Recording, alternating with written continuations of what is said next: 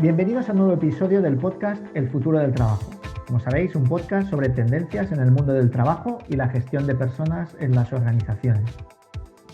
Hoy hablaremos del estrés, un tema que siempre debemos tener en cuenta, pero que en este año especialmente loco está probablemente de plena actualidad. Para eso hemos buscado a alguien que sepa de verdad y hemos invitado a alguien que sabe muchísimo del tema. Es Hugo Figueiredo, es doctor en Psicología Social y director del Máster Universitario en Prevención de Riesgos Laborales en la Universidad Internacional de Valencia. Con nosotros está, aparte de Hugo, está Rafa Díaz. Hola, Rafa. Hola, ¿qué tal, Jordi? Y el que os habla, Jordi Serrano. Y el siguiente paso directamente es, Hugo, que te presentes un poco y nos digas un poco también tu trayectoria, cómo has llegado a esto del estrés. Gracias, Jordi, gracias, Rafa, gracias por la invitación, gracias por la presentación.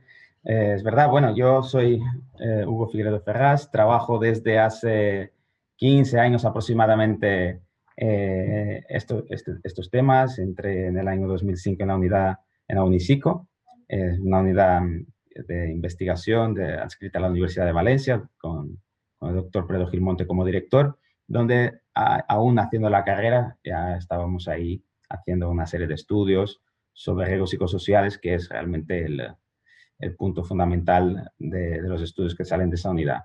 Y a partir de ahí empecé ya mi andadura en lo que es el doctorado. Terminé el doctorado con un tema de síndrome de quemarse por el trabajo, más conocido como burnout a nivel internacional, en docentes, y ya empecé a dirigir el máster en prevención de riesgos laborales en la Universidad Internacional de Valencia, que lo hago desde hace 5 años aproximadamente.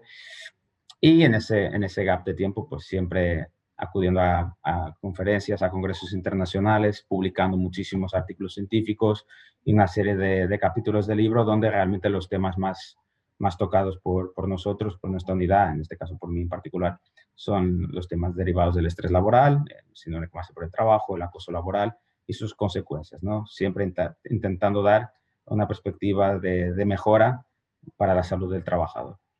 Básicamente es eso de qué se trata. Bueno, también, ya por terminar la presentación, soy portugués, con lo cual yo llegué hace 16 años a España y también lo quería señalar. Perfecto. Vale, pues quizá para empezar, ¿no? Porque usamos mucho la palabra estrés, ¿no? Es, digamos, una palabra estas de uso común, ¿no? Estamos todo el mundo está estresado, exacto. Todo el mundo está estresado y más en el entorno empresarial, ¿no? Pero me gustaría empezar, Hugo, vamos a definir el concepto, ¿no? ¿Qué es y qué no es estrés? Bueno, realmente el estrés, que como bien dices, es algo que todo el mundo dice, bueno, hay palabras que la gente las utiliza de manera muy común, como estoy muy quemado en el trabajo, muy estresado, ¿no? Y al final lo que tenemos que justamente dar es esa perspectiva científica a la hora de explicar lo que es estar quemado, lo que es estar estresado, que no es lo mismo, ¿no? Pues realmente el estrés, y en este caso el estrés laboral, que es de lo que tratamos, porque estamos aquí para hablar para empresas, es algo subjetivo, que está en la mente del trabajador, donde el trabajador hace un análisis de sus capacidades y hace un análisis también de las demandas que tiene determinada tarea. Y en el momento que ese análisis de sus capacidades, de sus recursos para hacer frente a esa demanda, donde analiza que sus recursos son inferiores a las demandas de esa tarea, pues el trabajador se puede sentir estresado, ¿no? Hay un modelo muy conocido, el modelo de Karasek, que es un investigador norteamericano, que explica perfectamente con un cuadrado y 4 cuadrantes, justamente con un estresor muy importante, que es la sobrecarga laboral, y un recurso muy importante, que para él son los más importantes, que es el control, y donde explica en esos 4 cuadraditos si tienes mucho control y si esa tarea tiene ese recurso o esa tarea, esa demanda es alta, pues tú estás en un cuadrante óptimo, ¿no? Donde tú controlas y hay un equilibrio entre el control que tú tienes sobre tus capacidades para hacer frente a esa demanda. El problema justamente es cuando tus capacidades o tus recursos están por debajo del nivel de demanda y ahí es cuando tú te sientes estresado y cuando entras en tensión. Realmente él utiliza el término tensión, ¿no? Me gusta este modelo porque es un modelo muy conocido y además muy empírico y con mucha aceptación y además con resultados donde se han visto perfectamente muchos estudios basados en este modelo, donde personas con mucho estrés continuo han generado o han tenido como consecuencias problemas cardiovasculares, por ejemplo, ¿no? Entonces, que creo que es un modelo que a día de hoy aún podemos utilizar de manera muy correcta para definir y para apoyarnos en estudios sobre el estrés laboral. Claro, porque Hugo, el estrés puede ser bueno, pero también puede ser malo, ¿no? ¿Cómo sabe o cuándo llega el punto ese en que el estrés empieza a ser negativo? Realmente efectivamente, el estrés es positivo y es positivo cuando realmente el trabajador, porque hay una evaluación, el trabajador se evalúa. Desde la perspectiva psicosocial del estrés, una persona objetiva y hay un entorno objetivo, ¿no? El problema es que, por ejemplo, Rafa, tú ante una determinada demanda, tú haces una evaluación distinta de la que podría hacer Jordi, de la que puedo hacer yo, de ese entorno. Y tú haces también porque eres tú, una evaluación subjetiva de tus capacidades para hacer Y frente. personal, ¿no? Totalmente personal. Claro, es totalmente personal. Y pasamos a un entorno distinto, pasamos a un entorno subjetivo, ¿no? Donde la persona objetiva, que eras tú, haces una evaluación subjetiva de tus capacidades, pasas a ser sujeto subjetivo. Igualmente, ese entorno que es objetivo, a tus ojos es otro. Entonces, tú haces una evaluación subjetiva y un entorno subjetivo. ¿Vale? Ese es el momento donde realmente ocurre o puede ocurrir que se genere estrés, ¿no? Porque un mismo entorno, una misma demanda, para el Jordi a lo mejor puede no generar estrés. O para mí puede no generar estrés o me puede generar mucho más estrés, ¿vale? En función de los recursos que cada uno tenemos, ¿no? Claro, y además de una serie de variables personales como la autoestima, la autoeficacia que el trabajador percibe, y eso también son variables que pueden modular en la percepción que tú tengas sobre ti mismo para determinada demanda, ¿no? Y bueno, ¿cómo lo sientes? Pues a una serie de síntomas, tanto a nivel cognitivo como a nivel emocional, como a nivel fisiológico, sobre todo. Yo a mis alumnos les doy mucho el ejemplo del salir a hablar en público, sí. Y es algo que genera muchísimo estrés a mucha gente, ¿no? Y sabemos todos los síntomas, pero bueno, sabemos, lo podemos decir. Alguien sale a hablar en público y no tiene la experiencia de salir a hablar en público, pues es algo novedoso. Entonces esa persona, esa evaluación subjetiva de sus capacidades, o salió una vez y no le fue muy bien, pues eso retroalimenta la siguiente vez que tú salgas a hablar. Entonces sales a hablar y haces una evaluación del espacio y ves que el espacio, por ejemplo, hay una sala donde pueden haber 200 personas y hay 200 personas, no hay 10, con lo cual eso te genera muchísimo más tensión. Y aunque tú domines perfectamente el tema, llegas a aquel momento y te genera mucho estrés. Te genera estrés ya antes de ir a hablar, ¿no? O sea, el momento de antes ya te está generando tensión, ya te está generando ansiedad, ya te están sudando las manos, ya tú empiezas a tener taquicardias, ¿no? Empiezas a tener sudoración, como dije, y una serie de pensamientos que a lo mejor no son congruentes con la situación porque tú dominas el tema, pero tú crees que no, que te va a salir mal, empiezas a retroalimentarte a nivel negativamente y son ese tipo de situaciones que pueden generar estrés. A nivel laboral, pues hay muchísimos estresores que son posibles de generar estrés en el trabajador, la sobrecarga laboral, la falta de autonomía. Si vemos autonomía como un recurso, pero la falta la vemos como un estresor, conflicto de trabajo-familia, la ambigüedad de rol, el conflicto de rol. Es decir, hay una serie de estresores en la empresa que pueden generar consecuencias negativas si es que el trabajador no tiene los recursos para hacer frente a esas demandas. ¿Cuáles son esas consecuencias, digamos, a largo plazo, ¿no? Sí. Porque más allá del, oye, estoy estresado, ¿no? La gente que está en situación de estrés durante largo tiempo, ¿a qué se enfrenta? Tenemos, yo creo que, creo que para nuestros oyentes, creo que es muy importante no solo hablar de las consecuencias a Ujú. nivel personal para el trabajador, que son malas, lógicamente, ¿no? Pero también las consecuencias para la empresa a nivel de coste, de tener un Claro. trabajador que está estresado y que no va a ser productivo, lógicamente, o que su nivel de producción no va a ser el mismo que si estuviera con una salud psíquica buena. Y Claro, os, porque hay evidencias de que el estrés baja el rendimiento, ¿no? os doy, por ejemplo, el ejemplo de un estresor o de algo que ocurre, que es el presentismo. Bueno, el presentismo, sabéis que ese presentismo es bueno, el presentismo ya es casi una consecuencia del estrés, ¿vale? Es Ujú. como ir a trabajar, estar en tu puesto de trabajo aún estando enfermo. Además, esta es la definición. En los costes para las empresas en Reino Unido del presentismo a día de hoy ya son el doble de los costes que tiene el absentismo. ¿Por qué? Porque las empresas, cuando un trabajador no acude a su lugar de trabajo, sabe que aquel trabajador no está allí, y aquí está Jordi, una consecuencia negativa del estrés, ¿no? Ujú. Sabe que no está allí, eh, y la empresa, pues, esas tareas las va a derivar a otra persona.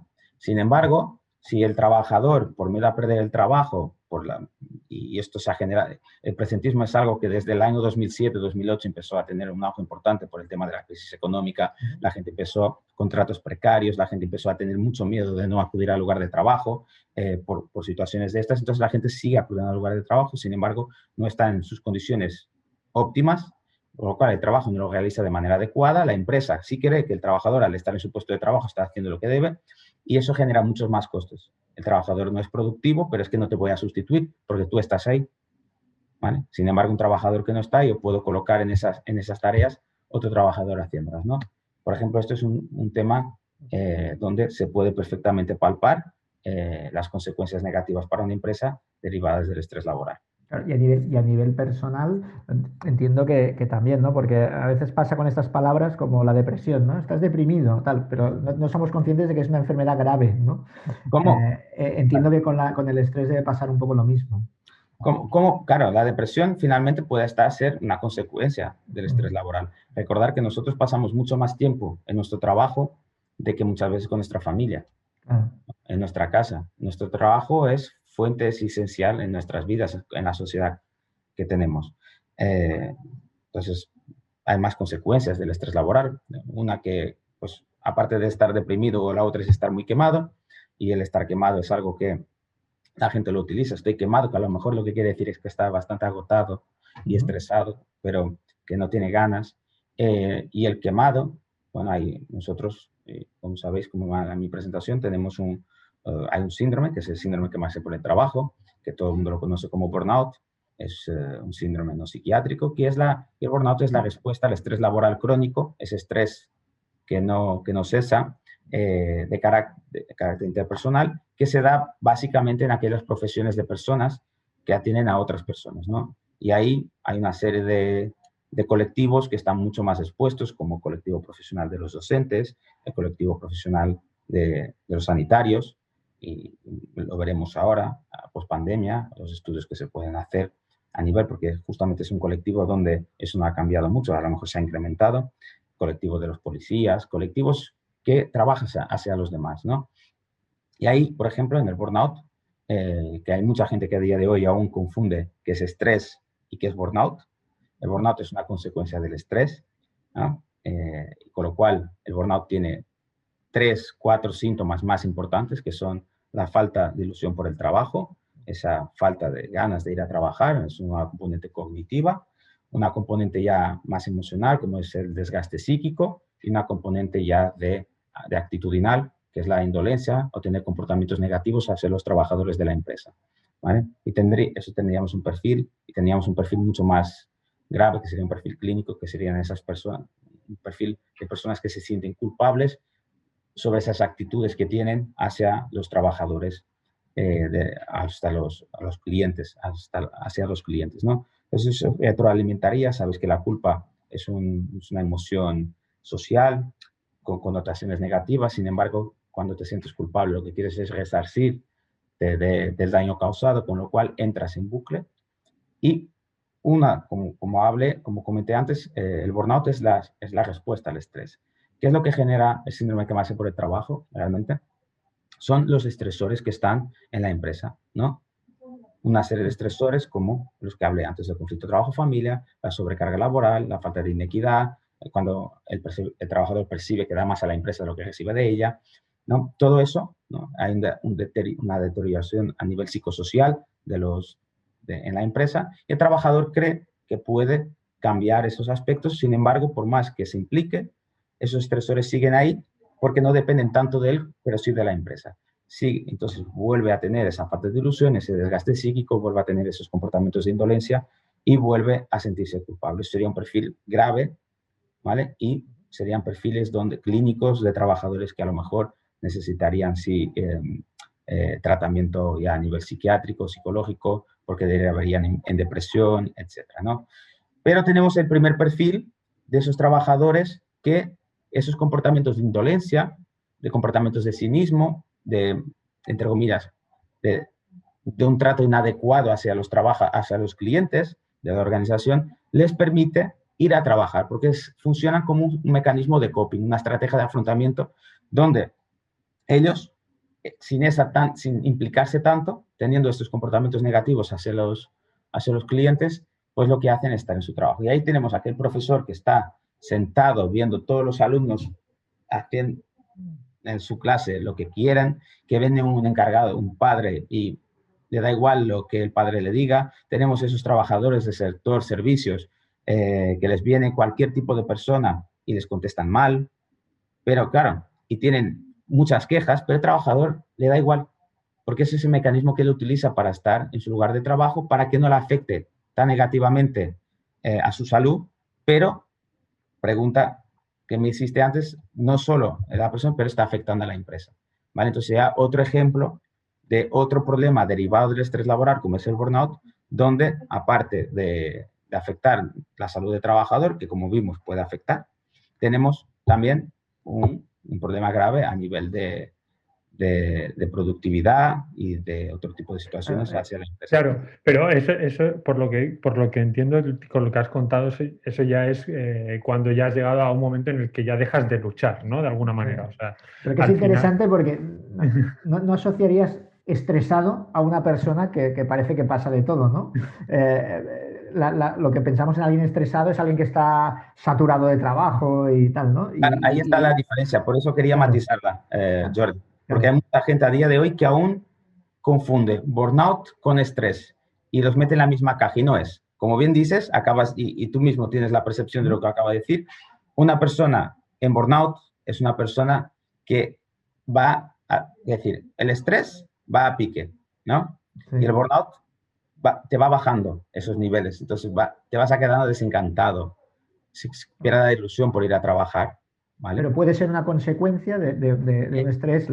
Es una consecuencia porque es una consecuencia del estrés. Me preguntaste a largo plazo, ¿qué consecuencias podemos tener? Pues podemos tener presentismo, podemos tener más ausentismo, pero también podemos tener el síndrome que me hace por el trabajo, que realmente es algo que a la salud del trabajador le hace bastante daño, para la empresa también. Claro. Normalmente, según las encuestas de la Unión Europea, vemos que básicamente hay un tercio de trabajadores que creen que están muy estresados, se quedan, por ejemplo, falta de trabajo debido al estrés laboral, un 33% son por ahí. A nivel de burnout también, hay muchos trabajadores que sienten que el estrés o el burnout son una de las causas más importantes para no acudir al lugar de trabajo. O sea que eso es una verdadera, es la pandemia del estrés, ¿no? La pandemia del estrés. Mira, ya tenemos el título del episodio, ¿no? Es una pandemia, efectivamente, es tal cual, es una pandemia. Y eso lo vemos, por ejemplo, pues, en cuestiones tan básicas como, por ejemplo, a nivel fisiológico, ¿no? Pues personas con altos niveles de estrés, pues tienen altos niveles de cortisol. El cortisol es la hormona del estrés y muchos estudios han visto que personas en situaciones de estrés continuado, pues tienen altos niveles de cortisol. El problema es que cuando los niveles de cortisol no bajan, ¿no? Y siguen muy altos. Pues ahí tienes consecuencias negativas para tu salud. Pero una persona con burnout en un perfil clínico, ese perfil 2, que es un perfil casi anterior a lo que sería la depresión, sus niveles de cortisol son bastante más bajos. Es al revés. Que las personas con depresión tienen los niveles de cortisol bajos. ¿Ok? Claro, como tú decías, ¿cómo una persona puede estar estresada? Es que la respuesta es esa, la respuesta al estrés laboral crónico. El que está estresado está bastante estresado. Claro. Oye, Sí, porque... perdón, Rafa. No, no, perdona. Dispara tú, Jordi. No, digo, es que has dicho que se da mucho también en profesiones que tienen contacto con otras personas, ¿no? ¿Eso por qué es, no? Porque uno cuando imagina una profesión estresante, a lo mejor se le ocurre, no sé, desactivador de bombas, ¿no? O un astronauta, ¿no? En la nave en la plataforma de lanzamiento, ¿no? Yo hablé de esta consecuencia, que es el burnout, que es una consecuencia que se da más en ese tipo de profesiones. ¿Por qué? Porque hay una componente actitudinal, que es la indolencia, que es esos comportamientos negativos hacia los usuarios de trabajo, ¿vale?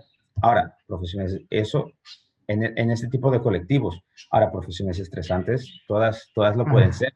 Es decir, no quiere decir, yo creo que no hay una sola profesión, no hay solo colectivo que esté inmune a tener estrés.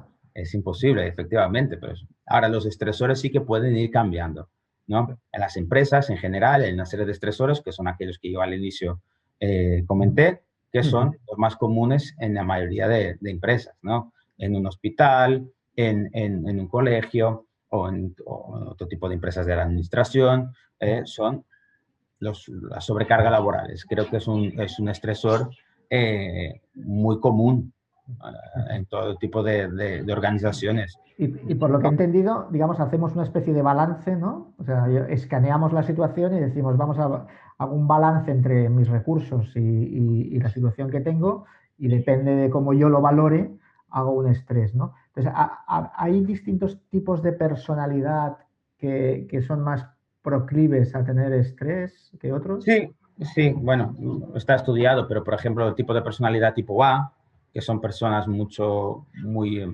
más ansiosas, muy impulsivas, que los cambios no los gestionan bien, pues son personas que tienen más probabilidades de en situaciones de estrés, en situaciones de posible estrés, desarrollar consecuencias más negativas.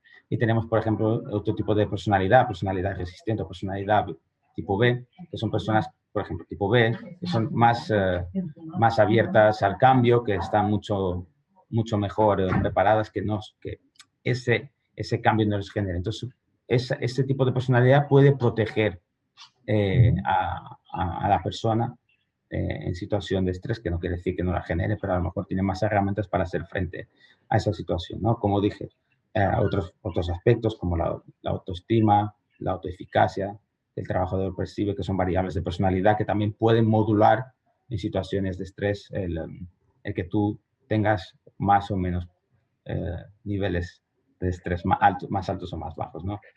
Muy bien, Hugo. Y también, o sea, aparte de esos estreses que has comentado, nosotros también aquí a veces hemos hablado sobre la digitalización, la automatización, toda esta revolución tecnológica está generando nuevos niveles de estrés o nuevos estresores. Y más ahora, ¿no? Y más ahora. Claro. Ahora mismo estamos en plena pandemia y todos hemos visto el auge del teletrabajo, que creo que aquí en España las empresas antes de pandemia, el teletrabajo suponía un 5%, ¿no? Sí, un 5%. Básicamente, ¿no? Claro, hablamos de que una revolución en muy poco tiempo, donde mucha gente se tuvo que adaptar en muy poco tiempo a un nuevo tipo de trabajo, el trabajar en casa o el teletrabajo, ¿no? Y el teletrabajo, pues, trae una serie de estresores. Y el más conocido, pues, aunque el que más hemos trabajado ahora, porque no por el teletrabajo en sí mismo, porque ya estaba, que es el tecnoestrés, ¿no? El tecnoestrés, que tienes diferentes formas de tecnoestrés. Tienes una forma de tecnoestrés de, pues, la tecnofatiga, por ejemplo, ¿no? El estar mucho tiempo trabajando con tecnología, eso es un tipo de tecnoestrés. Pero también tienes aquel tipo de tecnoestrés de dependencia, ¿no? No voy a dar término tan técnico, pero aquel tecnoestrés derivado de que dependes totalmente de la tecnología para hacer tu trabajo y cuando no tienes la tecnología te empiezas a sentir muy ansioso, muy estresado.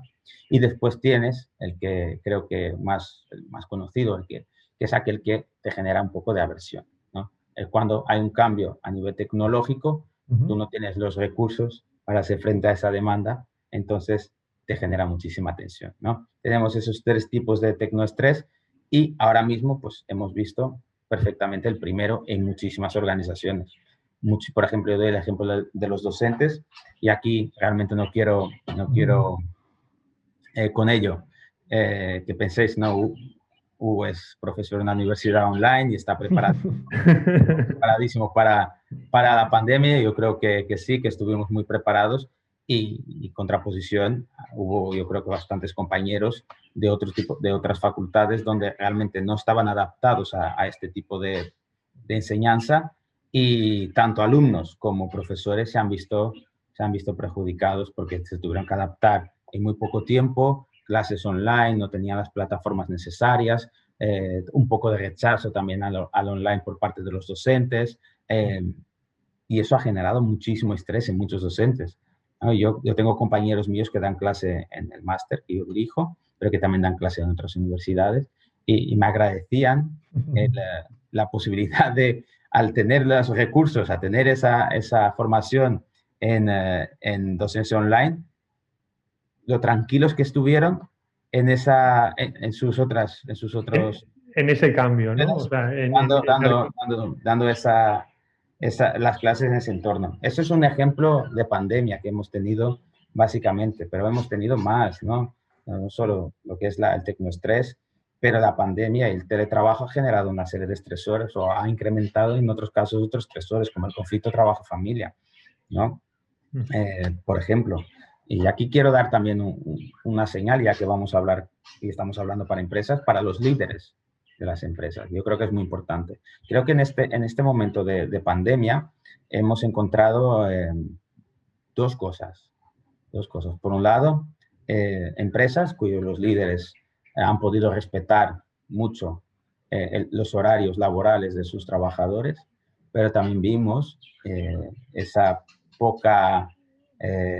poco respeto a la desconexión digital que los trabajadores estando en pandemia deberían haber tenido, no tuvieron. Entonces vimos trabajadores trabajando 24/7 sin descanso por correos electrónicos entrados a horas intempestivas, que tus jefes o tus superiores pensaran que porque tú estás en casa tienes que estar con el móvil todo el rato leyendo tus correos electrónicos, si no contestas para preparar una reunión, que te envían un correo a las 10 para preparar una reunión a las 9 de la mañana, eso puede generar algún tipo de problema. Eso genera estrés, genera tensión al trabajador. El que el trabajador crea que tiene que estar con el teléfono y tenga que estar mirando su correo y que si no está a cualquier hora, su superior le puede enviar cualquier tipo de mensaje, cualquier tipo de mail, y si no le contesta hasta por la mañana para algo que le pide por esa misma noche, cree que le está haciendo mal.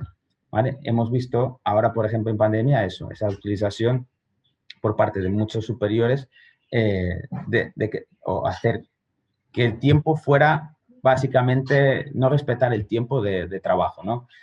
Y eso creo que es otro de los aspectos, eso, junto con el cumplimiento por parte además del propio trabajador de sus horas de trabajo, es decir, en teletrabajo en pandemia, el trabajador debería estar haciendo su trabajo en los mismos horarios. Es decir, si tú entras a trabajar en la oficina a las 10, pues en tu casa abres el ordenador a las 10, ¿no? Y si tienes que hacer un break a las 12 para un café, pues haces un café a las 12. Si quieres lo puedes hacer un café en el Zoom, un café digital con tus compañeros, ¿vale? Si hagas, yo no soy muy como decir, amigo de un café digital. Si es que estás solo con temas digitales, prefiero que te levantes de la mesa, vayas 10, 15 minutos a dar una vuelta, te bebas tu café, te vuelvas a sentar a trabajar, puedes ser más productivo. Si tienes niños en casa mayores que atender, en esos 10, 15 minutos, pues puedes hacer esa labor, porque a lo mejor los tienes encerrados en algún sitio, haciendo sus deberes, entonces, ¿no? Por la tarde lo mismo, ese horario. Eso sería un primer tip para los trabajadores en teletrabajo. Porque vamos ahora a la segunda ola. Estamos en plena segunda ola y en nada vamos a volver a estar confinados. Yo espero estar equivocado, pero creo que no. Y espero que tanto trabajadores como líderes y empresas hayan aprendido algo de la primera para no repetir patrones negativos en una segunda ola. Para mí los más negativos son la falta de respeto hacia el horario del trabajador. Creo que el horario del trabajador es sagrado, es ese horario y es de lunes a viernes, el que tenga de lunes a viernes en aquel horario, y el trabajador si decide a las 6 de la tarde, porque es la hora que él sale de su trabajo en la oficina, cerrar el ordenador, no se le puede decir nada. Hay que respetar, ¿vale? Sí, sí. A ver, yo creo... A mí me hace preguntar, claro, oyéndote y viendo el mundo exterior y el mundo que estamos viviendo y tal, si esta pandemia, ¿no?, que hemos definido la pandemia del estrés, va a ir a más o va a ir a menos, ¿no? Porque estamos en un mundo, en un cambio tan veloz, ¿no?, tan rápido, que probablemente debe ser difícil cuando hacemos este balance de recursos y lo que vemos, el balance debe ser negativo. Y incluso hay mucho discurso también en el mundo empresarial oye, de agilidad, de estar cambiando constantemente, de salir de la zona de confort, ¿no? Esto es una palabra que se oye muchísimo. Las fronteras entre trabajo y vida se difuminan, ¿no? Y entiendo que también tiene una parte buena, ¿no? También, pero claro, todo esto no cuadra mucho con lo que estabas explicando, ¿no? Pues esto, ¿no? De tener horarios más predecibles, etcétera, ¿no? No sé si vamos hacia ese mundo o vamos a un mundo donde el estrés va a ser ya fijo, estable.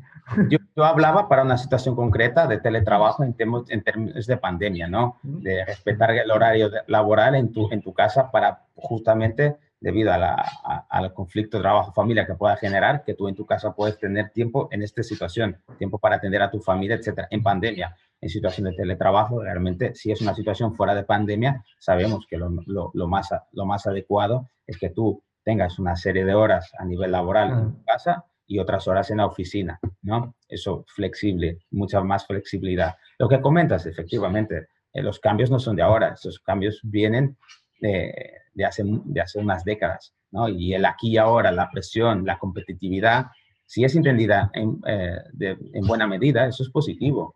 Como te digo, yo creo que sí que es positivo. El salir de la zona de confort es positivo. Otra cosa es qué herramientas te da la empresa para que tú hagas esa salida de la zona de confort, ¿no? ¿Qué herramientas? O sea, ¿qué preparación te da? Es decir, por ejemplo, ¿no? Una empresa, por ejemplo, cualquiera, trabaja con un software, el que sea, para hacer su labor. Y sin casi esperar por una oportunidad, la que sea, te colocan un software nuevo y te lo explican, nada, mañana o dentro de una semana vamos a empezar, porque es una oportunidad, si no lo cogemos ahora la perdemos, vamos a empezar con un software nuevo para hacer lo que hacíais con el antiguo. No es que el antiguo esté mal, pero este está mejor, ¿vale? Entonces vamos a hacerlo. Y claro, tú como trabajador, claro, lo vas a encajar porque es tu trabajo, lo tienes que hacer sí o sí. Ahora, ¿cómo lo encajas? Eso va a generar estrés y es una oportunidad. Vamos a ser más competitivos porque con este software vamos a ser más competitivos. Vamos a tener mejores resultados. Pero claro, el trabajador no lo has preparado. Entonces, a lo mejor sí tienes que prepararlo sobre la marcha. Y eso es un ejemplo de algo que puede pasar en muchas empresas, ¿vale? ¿Cómo preparas al trabajador? Vas a generar tensión, vas a generar estrés, seguro. ¿Vale? Ahora, si tú al trabajador lo adaptas, dentro de un mes, vamos a empezar con otro software. Vais a tener una serie de píldoras formativas de formación para que podáis ir probando con el software nuevo hasta que cambiemos todos allí, ¿no? Vamos a dar una serie de tiempo también de adaptación para que podáis hacerlo. El trabajador, aunque eso sea un cambio, lo va a entender de una manera mucho más correcta de que un cambio, ok, aquí está, es una oportunidad única, lo cogemos ya, pero eso va a generar tensión siempre. El cambio siempre va a generar estrés. La manera como tú lo manejes, como tú lo gestiones, es lo que puede diferenciar. Y es un ejemplo para la empresa. Claro, ahí, o sea, al final es darle recursos, ¿no?, para minimizar el estrés, ¿no? Ante cualquier cambio que hagas, al final intentar todos los recursos posibles para que el trabajador baje su nivel de estrés. Claro, el balance, ¿no? A mí me gustaba esa idea del balance. Siempre es el equilibrio, ¿no? Claro, si tú al trabajador le das una tarea novedosa, que puede ser un challenge, porque está muy bien, porque yo creo que los trabajadores salir de su zona de confort en algún momento es positivo. ¿Por qué? Porque muchas veces estás ahí, estás parado, a lo mejor no estás ni activo. Pues a lo mejor ese equilibrio ya no existe, porque a lo mejor tus recursos están por encima de las demandas. O sea, Y esto, el aburrimiento puede estresar. claro que sí, no es nada positivo. No es nada positivo porque empiezas a sentir que a lo mejor no eres válido o que, o que las tareas en tu puesto de trabajo empiezan a ser muy aburrido. Te llegas al trabajo y dices, eso no me gusta. Y así que el cambio es positivo, ¿no? El ir más allá, porque a lo mejor ayuda al trabajador a descubrir capacidades y competencias que a lo mejor no tenía, que no sabía que las tenía. Ok, eso lo veo bien, para nada lo veo mal, pero siempre con tiempo, siempre con responsabilidad, siempre dándole al trabajador más recursos, porque es que si no tenemos el efecto contrario. Y eso no es positivo, ni una cosa ni otra. Pero la competitividad, la presión, el aquí y ahora, no es de ahora. Eso es de hace una serie de algunas décadas, y eso es lo que está haciendo que el estrés sea la pandemia de finales del siglo XX, inicio del siglo XXI. Oye, ¿y qué opinas de estas soluciones, ¿no?, que se están implementando también en muchas empresas, ¿no? Entiendo que también debido a esta pandemia del estrés, ¿no? Soluciones que tienen que ver con temas de relajación, mindfulness, todo esto. ¿Cómo ves toda esta tendencia? Bueno, y entrando ahí en este tema, yo creo que es importante primero señalar que todas las empresas deben hacer algo. Es mejor hacer algo que no hacer nada, Vale. ¿vale? Eso es el primer punto. Pero si hacemos algo que sea con sentido, no vayamos a perder el tiempo haciendo algo que después a lo mejor no tiene un provecho, ¿no? Tiempo y dinero también, o sea, porque al final todo, o sea, cualquier intervención que haces. Te puede venir un coach, mesías de mindfulness, que a lo mejor científicamente no tiene ni idea y te viene a vender un programa, y ese programa al final cuesta dinero y entre comillas, perdona la expresión, te come la cabeza y bam, aquí está. Y eso a lo mejor provecho cero, a lo mejor nada. O sea, el trabajador de ahí va a salir con muy pocos recursos. Que lo importante de las técnicas es dar a los trabajadores recursos, y no para afrontar las situaciones, para saber manejarlas. Es decir, si la situación va a estar ahí, como yo os dije, ¿no? Los conflictos interpersonales, por ejemplo. ¿Qué puedes hacer para bajar las consecuencias negativas de un conflicto interpersonal? A lo mejor trabajando la inteligencia emocional, dando cursos de inteligencia emocional, ¿no? Porque la inteligencia emocional es algo que no es innato, es algo que es aprendido. Entonces tú puedes dar cursos de inteligencia emocional porque todos podemos aprender y cogerlo y meterlos en nuestra cabeza. Es decir, la asertividad, ¿no? El autocontrol emocional, la empatía, todas esas situaciones en una escala de tensión, una persona que domine estas técnicas, ¿no? Que tenga altos niveles de empatía, de autocontrol emocional, etcétera, puede perfectamente bajar el nivel de tensión y ponerte en lugar del otro, saber percibir sus emociones negativas, gestionar tanto las emociones tuyas como las de los demás. Es fantástico, ¿vale? Y eso para conflictos interpersonales dentro de la empresa, y no solo en casa, en las relaciones, etcétera, es muy positivo. Pues eso, para ese aspecto, fantástico, ¿vale? Pero yo no veo que hay muchas empresas haciendo cursos de inteligencia emocional, ¿vale? Los líderes deberían, sobre todo porque son referentes, deberían tener cursos de inteligencia emocional, porque seguramente se pondrían en el lugar de sus trabajadores y verían que muchas veces las condiciones laborales no son las más adecuadas, ¿no? Eso sería, por ejemplo, algo que a mi modo de ver tendría mucho más impacto positivo sobre la empresa y sobre los trabajadores que, por ejemplo, un curso de mindfulness. Y con ello no quiero hablar mal de mindfulness, porque es una técnica positiva en la gestión de tus emociones también, de la introspección de ti mismo, pero es un entrenamiento que tienes que hacer 5 días. Perdón, Rafa, que sé que me quieres interrumpir, que tienes que hacerlo 5 días a la semana durante mínimo 5 meses. Si tú haces un curso de mindfulness hoy y la persona no repite eso durante este tiempo, el cerebro no va a estar entrenado, y si vuelves a hacer un curso de mindfulness dentro de 2 meses, esa persona va a estar en el momento cero. La relajación es mucho más positiva, ¿no? Los cursos de relajación sí que pueden ser, porque la persona los puede reproducir en casa y sí que va a siempre tener un efecto positivo, ¿vale? No, lo que te quería preguntar es que quizá también hay una parte importante que es la evaluación, ¿no? De realmente cómo está la organización en ese sentido, para a partir de ahí identificar qué intervención poder hacer, ¿no? O sea, no Un buen simplemente, diagnóstico antes del tratamiento, ¿no? ¿no? Lógicamente. Yo creo Lo que eso primero, es... Sí, perdona. lo primero es hacer una evaluación de riesgos psicosociales para ver realmente en la empresa dónde están los problemas a nivel de estresores, ¿no? Eso es fundamental. Por ejemplo, os doy el ejemplo de un hospital. Un Ujú. hospital no es lo mismo los estresores de servicios de urgencias, ¿no? Que los estresores a lo mejor de medicina interna o que los estresores en la parte de neonatos. No, no son los mismos. En urgencias seguramente la sobrecarga laboral tiene mucho más peso a la hora de definir cuál es el estresor más importante para ese tipo de profesionales que trabajan ahí. A lo mejor en medicina interna será que están siempre delante de la muerte y eso les puede generar algún tipo de tensión. Y en la parte, por ejemplo, de oncología, es algo mucho más continuado en el tiempo también y puede también traer experiencias negativas hacia los trabajadores, ¿no? Es decir, no es lo mismo. Entonces, si no es lo mismo, tenemos que tener aproximaciones distintas según qué tipo de situación.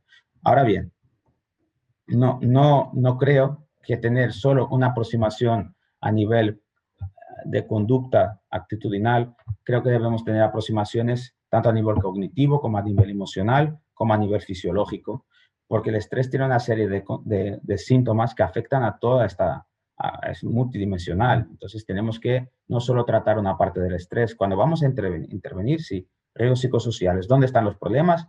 Y esos son los problemas a nivel de empresa. La empresa, ¿qué tiene que hacer? Debería, en base a un estudio de riesgos psicosociales, debería llevar a cabo una serie de cambios.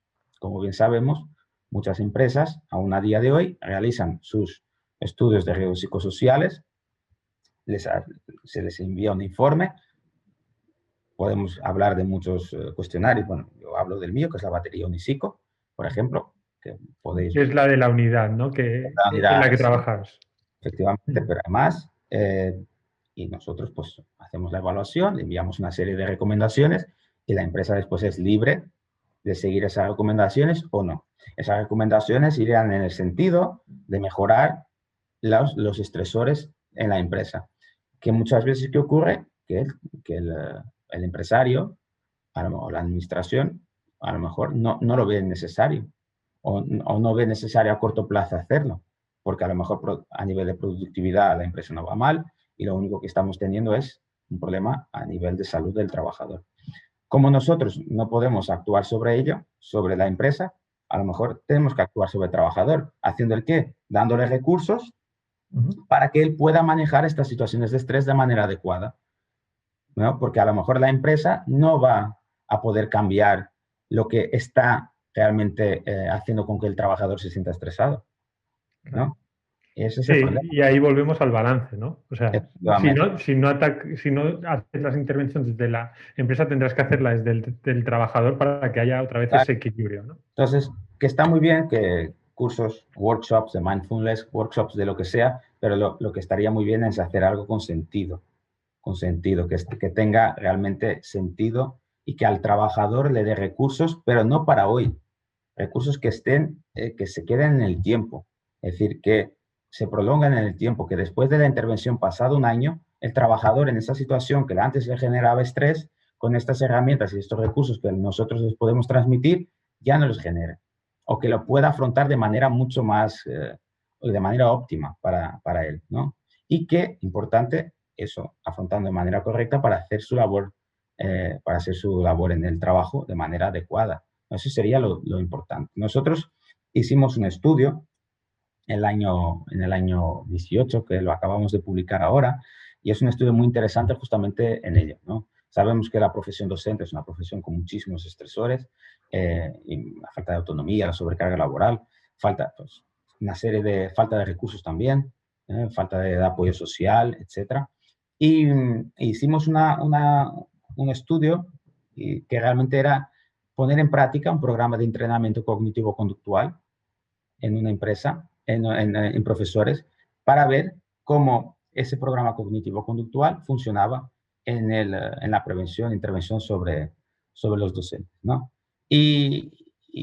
No, los resultados fueron fantásticos. Hemos visto que a los 3 meses en el pre al post, es decir, hicimos una evaluación de riesgos, vimos cuántos trabajadores, no, estamos hablando de un universo de la Comunidad Valenciana. Al final hemos seleccionado a algunos docentes para el estudio, porque claro, es complicado acudir fuera de tu lugar de trabajo, fuera de tu horario laboral. Realmente ellos acudieron y tuvimos una muy alta participación que hicieron a los 3 meses, después de, creo que eran 10 sesiones, donde hemos justamente actuado no solo a nivel de cognitivo, hemos actuado a nivel de las emociones, de las actitudes, a nivel fisiológico, ¿vale? Y vimos que a los 3 meses los resultados fueron muy buenos, una reducción muy grande en los niveles de muchísimos estresores y también del síndrome que más por el trabajo y de problemas de salud asociados. Y lo más importante, 3 meses o 4 meses después, en el follow-up, es decir, cuando ya no había ese gap, ese tema de intervención, a los 4 meses, los resultados seguían estables. Entonces, vimos que realmente intervenir sobre el trabajador de manera correcta y con un programa específico. Programa específico científico tuvo resultados. Entonces, lo que podemos hacer. Lo único que, cuando no podemos intervenir sobre la empresa, porque es complicado, porque a lo mejor es mucho dinero, cambiar pues todo un tema de organización para mejorar ese aspecto, pues muchas veces tienes que intervenir sobre el trabajador, dando las herramientas para que ese equilibrio vuelva a existir. No, a mí lo que me ha llamado la atención de esta intervención, que muchas veces, pues eso, se piensa en un workshop como posible intervención que pueda solucionar un problema, cuando realmente, pues bueno, hay que hacer programas que realmente, pues eso, 10 sesiones, que imagino que sería durante esos 3 meses, y realmente atacando ese problema para poder dar recursos sostenibles en el tiempo, ¿no? Eso es. Muy bien. Oye, tendríamos que ir cerrando porque te hemos robado ya mucho tiempo. Esperamos haber echado un poco de luz al concepto este que decimos, ¿no? Que es una palabra así de uso común, que es el estrés, pero que hay mucha ciencia y maneras de abordarlo con más rigor que otras. Yo solo te preguntaría, para alguien que quisiera saber algo más, si recomendarías algún libro o algo, ¿no? Que no sea tampoco súper técnico, ¿no? Pero a nivel activo. Bueno, y más que libros, porque creo que libros hay mucho sobre el tema del estrés laboral. Más que libros, yo recomendaría artículos científicos, ¿no? Autores. Es más fácil acceder a libros porque realmente así a mano no quiero ni estar recomendando los míos. Bueno, recomiéndalo. o los de Pedro, pero creo que, por ejemplo, para el tema del síndrome que más por el trabajo, hay una serie de libros de Pedro Gilmonte, de nuestro equipo de investigación, donde hemos justamente trabajado el tema del síndrome, la definición, lo que es. Hemos creado un cuestionario, hemos creado un modelo de desarrollo del síndrome y ahora hemos creado pues, un programa de intervención para hacer frente a ese síndrome, ¿no? Por ejemplo, yo creo que esa trilogía de libros es muy importante. Ese libro, además, el último, pues tienes códigos QR que puedes colocar, que puedes hacer la relajación de esa guiada, que también explicamos todas las técnicas que acabo de decir, que todas esas 10 sesiones están explicadas, pues creo que es una buena forma, por ejemplo, de entrar en este tema. Pues perfecto. Oye, pues muchísimas gracias y hasta septiembre. Hugo Figueirero, para quien quiera saber más sobre temas de estrés. Rafa, gracias. También, gracias a ti y hasta la próxima. Saludos. Muchas gracias, Hugo.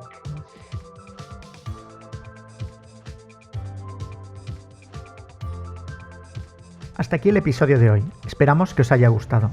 Para no perderos ninguno de los episodios, recordad suscribiros en vuestra plataforma favorita.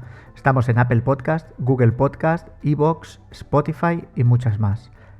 Podéis encontrar mucho más contenido sobre el futuro del trabajo en nuestra web www.futureforwork.com, donde también encontraréis los enlaces a nuestras redes sociales.